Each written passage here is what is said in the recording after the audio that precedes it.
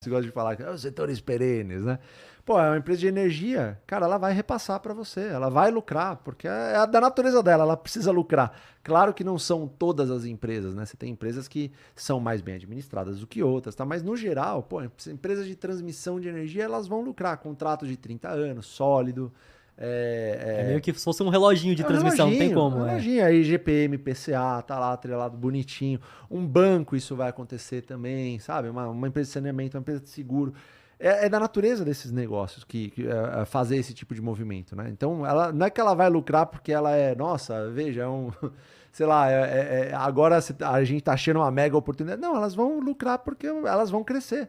A tendência delas é crescer. As empresas não ficam paradas em berço esplêndido, né? Tem muita gente que eu sou investidor de Taesa há muitos anos, né? Então, tem muita gente que fala assim: ah, mas os contratos da Taesa estão para acabar, hein? 2030 tá é. aqui, tá.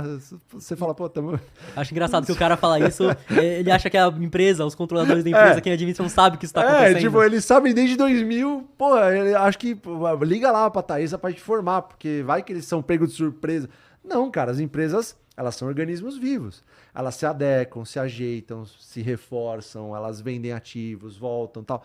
Elas têm, essas empresas são constituídas de pessoas que são assim muito familiarizadas com os negócios, pessoas muito mais inteligentes que nós, porque se nós fôssemos tão inteligentes a esse ponto, a gente teria criado empresas como essas, que são centenárias e o caramba quatro, e elas sabem o que estão fazendo, né? Até as empresas que erram e vão errar ao longo do tempo, você pega um Bradesco, um Sim, Santander, erraram no crédito, pesou a mão no crédito lá. Porra, você acha que eles vão cair nessa de novo? Eu acho que eles vão ser 10 vezes mais conservadores. Sabe? Erraram, pô, aprendemos, agora não erramos mais.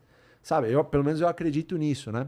Então, assim, as empresas são organismos vivos e vão continuar sendo. Agora, se você procurar setores que são, assim, setores que já sobreviveram a pandemia, a guerra, troca de moeda, troca de prefeito, troca de não sei o quê, essas empresas têm mais chance de prosperar ao longo dos anos, principalmente se pagar dividendo. Né? Porque o dividendo, cara, dividendo é uma das métricas mais importantes. Uma empresa que paga dividendo, cara, com constância há muitos anos, já atingiu uma maturidade, concorda? sim, que é aquilo. Uma empresa que não tem uma margem muito boa, que não consegue, o próprio negócio já não consegue pagar, quer dizer que não Exato. é tão sólido assim, igual uma que consegue pagar dividendos com consistência, né? Exato, exatamente. Então, assim, o dividendo a gente busca, não, logicamente a gente não busca só o dividendo, né? Mas é um dos fatores que você, sei lá, se você.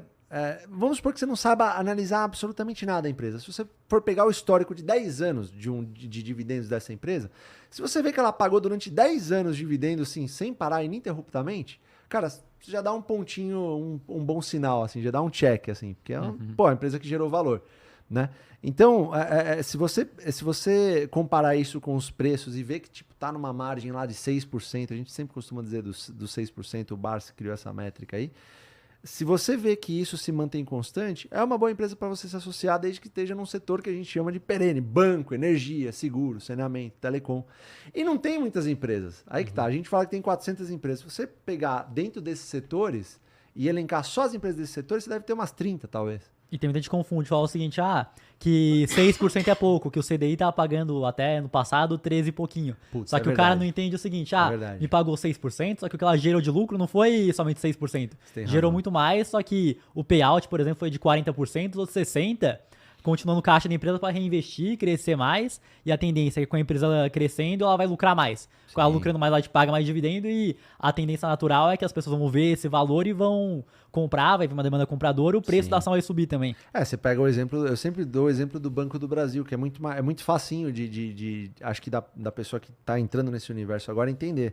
A empresa lucra, exemplo, 1 bilhão de reais, paga 400 milhões para os acionistas, isso corresponde a 10% de dividendo no dia de hoje que a gente está gravando, cerca de 10%, tá? Não é preciso, mas cerca de 10%. Líquido livre de imposto na tua conta. Só que aí você pergunta, por que ela está fazendo com os outros 60%? Adivinha, está crescendo, está reinvestindo. Não é à toa que o valor patrimonial da empresa sobe constantemente ao longo dos últimos 20 anos. Não é à toa que isso acontece, é exatamente pelo que você falou. A empresa ela está reinvestindo esse dinheiro, esse sobressalente que ela não usou. Exato. Então, Ela tem a capacidade de pagar um bom dividendo e ainda por cima continuar crescendo. exatamente, você consegue as duas coisas numa empresa de... Aí que tá, a galera fala também de a empresa de dividendo e empresa de crescimento. A empresa de dividendo, por si só, por conta de fazer isso, ela já é uma empresa de crescimento. Agora, claro, você pode ter outros tipos de negócios que a gente nem recomenda que você invista em outros tipos de negócios, principalmente no Brasil. No Brasil, a gente é muito machucado, cara. Vocês são mais novos do que eu acho que eu também sou novo, mas assim, se você perguntar para os pais de vocês, cara, eu pergunto para os meus pais, por exemplo, como foi o Plano Collor, por exemplo. O brasileiro, ele é muito machucado até hoje, sofre sequelas, inclusive em relação, por exemplo, ao Plano Collor que aconteceu em 1994. Você imagina o que é, tipo, você tá com dinheiro na poupança lá, que era basicamente, não tinha internet naquela época, né? Sim. Ou tinha muito pouco em relação ao que é hoje. Tava em teste ainda no Brasil, acho que nem tinha chegado. Acho que é exato, no Brasil não tinha. Não tinha. Então, não era nem aquele discado, né? Que você. Pô, tem o barulhinho assim, a gente não é tão novo assim, não, a gente sabe. Ah, então eu tô ligado. Porra, entrava depois da meia-noite pra pagar um pulso só, beleza? Mas, cara, naquela época lá, você imagina, a minha mãe, meu pai, nossos pais, pô, eles botavam dinheiro na poupança. A poupança foi sequestrada, cara.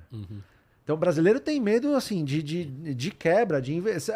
Eu sempre costumo dizer, você nunca vai ver, ou dificilmente você vai ver, espero que não, espero que você veja, mas acho muito difícil você ver um Google aqui no Brasil. Não tem condição para isso, cara. A galera não quer criar, não quer correr risco. E você vê também comparando, por exemplo, as maiores empresas lá fora, 20 anos atrás e hoje, mudou completamente o cenário. Totalmente. Acho que só a Microsoft que se manteve, não é? Eu acho que os últimos 10 foi só a Microsoft. Sim. Aí você abre aqui no Brasil, 20 anos atrás, hoje, Vale, Petrobras, Banco do Brasil. Exato, as que já têm um mercado já bem sólido, constituído, que não podem faltar para o brasileiro, são tão familiarizadas.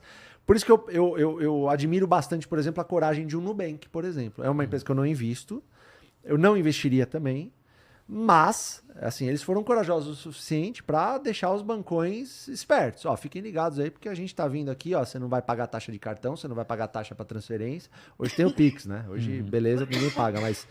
Cara, eles foram ousados o suficiente para dar um chacoalhão aí no sistema bancário, que era um sistema que tava berço esplêndido, cara. Sim. Né? Então, assim, mas se você pegar esse contexto econômico do Brasil, cara, o brasileiro apanhou a vida inteira, cara. 94, a gente, assim, em termos econômicos, assim, de grande período, 94 não é muito longe, né? Se você parar para pensar, né? Porra, 94... 30 anos. 30 anos, cara. A galera que sofreu lá atrás... Sei lá, os nossos pais passam ainda esse conceito de, cuidado com a poupança, porque... E o pior que não, né? Puta, pior que o problema é que o povo mais velho continua investindo na poupança, É verdade, se você for ver o brasileiro... Eu queria falar o contrário, mas se você for ver, a taxa de gente que investe em poupança ainda é gigante. Tem trilhão de real na poupança, cara. E acho que o grande problema é o seguinte, que às vezes a pessoa investe com consistência na poupança, sei lá, durante 20 anos. Aí era melhor ter montado uma carteira de ações previdenciárias aí, que já estaria muito melhor mesmo. Eu fico imaginando o cara que tá na poupança lá do Banco do Brasil, se ele tivesse investido com essa consistência no banco, né? Sendo dono do banco por 20 anos. Com certeza tem muito mais, cara. Sim. E a galera acha que poupança é um negócio sólido, é um negócio que... Não é, cara. Poupança é mais perigoso que ações, se você for ver. Ué, poupança já sequestraram teu dinheiro lá. Minhas ações do Banco do Brasil... Bom, meu pai, se tivesse ação no Banco do Brasil desde 1970, como o Barsi tem, não teve a poupança sequestrada, não teve as ações sequestradas. Isso não aconteceu. Já aconteceu com a poupança. Então a galera, você vê que inversão, a galera tende a achar que poupança, eu falo em números isso aí, tem trilhão em poupança. Então, assim, a galera tende a achar que poupança é um ativo mais arriscado que ações. Talvez seja arriscado no sentido da variação. Que essa ideia de nunca ter nominalmente menos do que você investiu sedutora, é muito atrativo, assim, pra pessoa que pensa, não, eu tô com, sei lá, 100 reais aqui, eu não quero ter menos que 100 reais nunca. Na poupança ele não vai ter menos. É verdade. Isso é exatamente isso. É por conta de variação, né? No mercado de ações, você comprou a ação 55, ela foi pra 40, você vai ver o teu patrimônio diminuindo. Não quer dizer que você vendeu. Só que é aquilo, né? O dividendo é pago pelo número de ações. Pelo número de ações, exatamente. Eu sempre costumo dizer isso. Eu falo, pra pessoa que tá começando, eu falo, você tem... sei lá, 10 mil ações do Banco do Brasil a 50, ela caiu para 25. Quantas ações você tem do Banco do Brasil? O cara fala, 10 mil. Eu falo, então. Então você tem a oportunidade de comprar muito mais com menos dinheiro, né? Só que isso, aí que tá. Eu nem recomendo que a galera comece a migrar absolutamente tudo em ações e tal. Acho que é o meio termo, cara. Né? Você pode muito bem começar a se associar a empresas que são do cotidiano, que são boas, banco, energia, seguro, saneamento, telecom, e fazendo isso de uma forma, cara, que você vai sentindo, né? Porque tem muita coisa no mercado que o tempo vai trazer para você. Confiança, por exemplo. Você fala, você tem quanto por cento em ações? Cara, eu tenho 100% em ações, não tenho 100% porque tem uma reserva lá de emergência que é para pagar, tal, não sei o quê. Mas tudo em ações. Mas não é de hoje isso, né? Isso são anos fazendo isso, né? Então... É diferente. Agora, a pessoa que tá começando, cara, como é que vai fazer isso de uma forma brusca desse jeito, né? Principalmente os mais velhos, cara.